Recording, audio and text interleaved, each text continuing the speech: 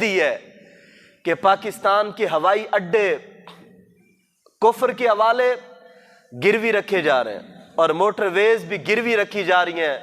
ہمیں پیسہ چاہیے قرضے کے عوض میں. 1800 ارب روپے قرضے کے عوض میں نا ہمارے پاکستان کے ہوائی اڈے اور موٹر ویز گروی رکھے ہیں. منظوری دی جا چکی ہے اور یہ ان قریب ہو جانا ایسا. یعنی پاکستان اس لیے بنا تھا. کس چیز کی کمی ہے؟ ہم بھوکے نہیں مر. یہ تو تب ہوتا ہے اللہ اکبر جب ہم مسلمان ہیں نا. ہم اپنے بڑوں کو دیکھتے ہیں جنگ یرموک کے موقع پر جب صحابہ 35,000 کا لشکر لے کر کفر کے بارڈر پر جا پہنچے نا, رومیوں کے بارڈر پر. بڑی قابل توجہ بات ہے.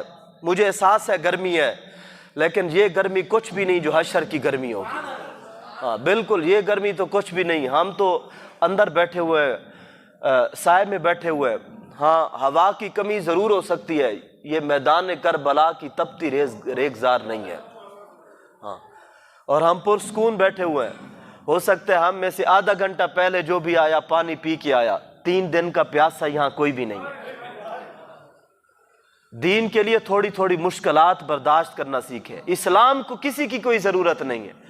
اس دین کی اپنی پاور ہے. اسلام کسی کے پاؤں نہیں پکڑتا. ہم نہیں کریں گے رب کسی اور سے کام لے لے گا. جب مکہ کا چودھری ابو جہل نے کام نہیں کیا, اس نے سمجھا شاید دین رک جائے گا. میرے مالک نے حضرت بلال سے کام لے لیا اور پھر بلال کو بیت اللہ کی چھت پہ کھڑا کر دیا. اس لیے یہ دین کسی کا محتاج نہیں ہے. یہ حضور کا دین ہے اور یہ دین غالب رہے گا. جب صحابہ پہنچے نا کفر کی سرحدوں پر تو مہان تھا سپہ سالار رومیوں کی فوج کا. 10 لاکھ لشکر تھا اس کے پیچھے. 10 لاکھ لشکر. یہ محمد حسین ہیکل کی تاریخ میں یہ لکھا ہوا ہے.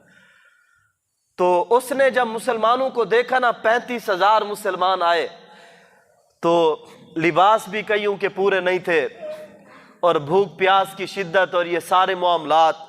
اس نے دیکھتے ہی کہا کہ میں سمجھتا ہوں کہ معاذ اللہ, کہنے لگا تم بھوکے ننگے لوگ ہو, نہ تمہارے پاس کپڑے ہیں نہ کھانے کے لیے کچھ ہے.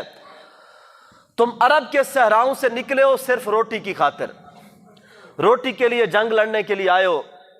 اب آج جو گئے چلو ایسا کرو سارے نا لائن لگا لو, میں سب کو سونے کے 10-10 سکے دیتا ہوں. ہر ایک بندے کو 10-10 سکے سونے کے, کپڑے بھی دیتا ہوں, ساتھ راشن بھی دیتا ہوں. یہ فری میں لے جاؤ. یہ پورے سال کا ہے. اگلے سال پھر آ جانا, پھر لے جانا, اگلے سال پھر آ جانا, پھر لے جانا. کوئی چیز گروی نہیں رکھی جا. ویسے دے رہا تھا, قرضہ بھی نہیں تھا, فی سبیل اللہ تھا. وہ بھی عیسائی اور ادھر ہمارے بڑے تھے. حقیقت میں ریاست مدینہ کے دعوے دار وہ تھے. تو حضرت معاذ بن جبل نے کہا میں اس کو جواب دیتا ہوں. اس نے جو بکواس کی ہے نا لالچ دینے والی, میں اس کو جواب دیتا ہوں. حضرت ابو ہریرہ کہنے لگے اگر اجازت ہو تو میں جواب دوں. حضرت ابو عبیدہ بن جراح رضی اللہ عنہ انہوں نے کہا کہ نہیں میں خود جواب دوں گا. حضرت خالد آگے بڑھے. حضرت ابو عبیدہ تھے سپہ سالار. حضرت خالد بن ولید نے ان سے عرض کی حضور آپ سپہ سالار ہیں لیکن جواب دینے کی اجازت آپ مجھے دیں. تو حضرت خالد بن ولید آگے بڑھے, پھر آپ نے ان کو جواب دیا. آپ نے مہان سے فرمایا, ذرا سنیے, بالخصوص نوجوان, آپ مہان سے فرمانے لگے تو نے جو پہلی بکواس کی ہے نا کہ ہم بھوکے ننگے لوگ ہیں, بھوکے لوگ ہیں ہم, یہ بات تمہاری سچی ہے. رہی اگلی بات کہ ہمیں بھوک یہاں تک لے کے آئی ہے, فرمایا یہ تم نے بکواس کی. ہم یہاں بھوک کے لیے اس وجہ سے نہیں آئے کہ تم سے آ کے کھانا لیں یا تم سے یہ درہم و دینار لیں یا تم سے کپڑے لیں. ہم اس نیت سے نہیں آئے. ہم بھوکے ضرور ہیں لیکن مدینہ شریف میں ہمیں یہ خبر ملی ہے کہ رومیوں کے خون میں لذت بڑی ہے. فرمایا ہم روٹی کھانے والی ہمیں بھوک نہیں, ہمیں خون پینے والی بھوک ہے. ہم خون پینے والی قوم ہے. فرمایا نحن نشرب الدماء, فرمایا ہم خون پینے والی قوم ہے. اور ہمیں یہ خبر پہنچی ہے کہ رومیوں کا خون بڑا لذیذ ہے. تم کہتے ہو لائن لگاؤ, درہم و دینار لو, واپس جاؤ. ہم کہتے ہیں ذرا میدان میں آؤ، خون پینے کے لیے ہم تیار ہیں۔ اب آپ اندازہ لگا سکتے ہیں کفر پر روب کیسا طاری ہوا ہوگا جب یہ حضرت خالد بن ولید نے بات کی، روب کتنا ہوگا۔ 10 لاکھ کے لشکر کے ہوتے ہوئے مہان کے پاؤں کے نیچے سے زمین نکل گئی۔ کس قوم کے ساتھ مقابلہ ہے؟ آج وہ قوم، اقبال فرماتے ہیں تجھے اس قوم نے پالا ہے آغوش محبت میں، کچل ڈالا تھا پاؤں میں جس نے تاج سردارا۔ گدائی میں بھی وہ اللہ والے غشور تھے اتنے کہ منعم کو گدا کے ڈر سے بخشش کا نہ تھا یارا۔ اگر چاہوں تو نقشہ کھینچ کر الفاظ میں رکھ دوں، مگر تیرے تخیل سے فزوں تر ہے وہ نظارہ۔ اور گنوا دی ہم نے جو اسلاف سے میراث پائی تھی، سریا سے زمیں پہ آسمان نے ہم کو دے مارا۔ ہم تو وہ غیرت مند قوم تھے، اور آج ہمارے حکمرانوں نے عافیہ صدیقی کو بھی پیسوں کے عوض میں بیچا۔ اپنی بیٹیاں بھی، یہ صدیوں میں نا کوئی بدماش سے بدماش بھی ہو، بیٹی کوئی نہیں بیچتا۔ ہمارے حکم مشرف ایسا ظالم تھا، اس نے بیٹی بھی بیچی، اور اس وقت اس کا کیا حال ہے۔ اس لیے جو اسلام کے ساتھ ٹکر لے گا نا، اس کا انجام صرف ذلت ہے بس۔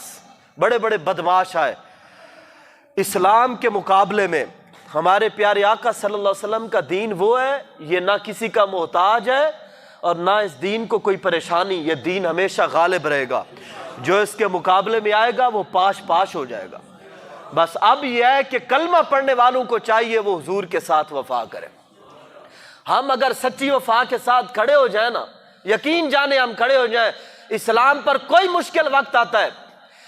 یہ جو پچھلے دنوں یہ ہوا، علماء کو گرفتار کیا گیا، مجھے ایک بات بتاؤ یار، استاد فرماتے تھے دل تے ہاتھ رکھ سچ سچ دس ہے مسلمان دا مطلب کیا، جے عشق نبی نے سینے وچ وات راز ایمان دا مطلب کیا، وات ہندوستان ہی ٹھیکا سے اتنے نقصان دا مطلب کیا، جتھا پاک نبی دے عزت نہیں اس پاکستان دا مطلب کیا۔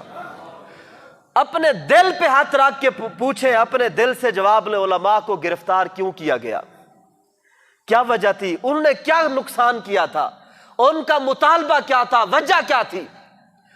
میں تو ایسے ایسے دوستوں کو جانتا ہوں جن کو گرفتار کیا گیا، ساتھ ان کے بیوی بچوں کو بھی اٹھایا گیا، اور بچوں کے سامنے باپ پر ظلم ہوئے، باپ کے سامنے جو ہے نا وہ شوہر کے سامنے بیوی پر ظلم، پھر جا کے ان سے بیان دلوایا گیا، وہ کہتا ہے جی میرا اسلام، میرا اس تحریک سے کوئی تعلق نہیں ہے۔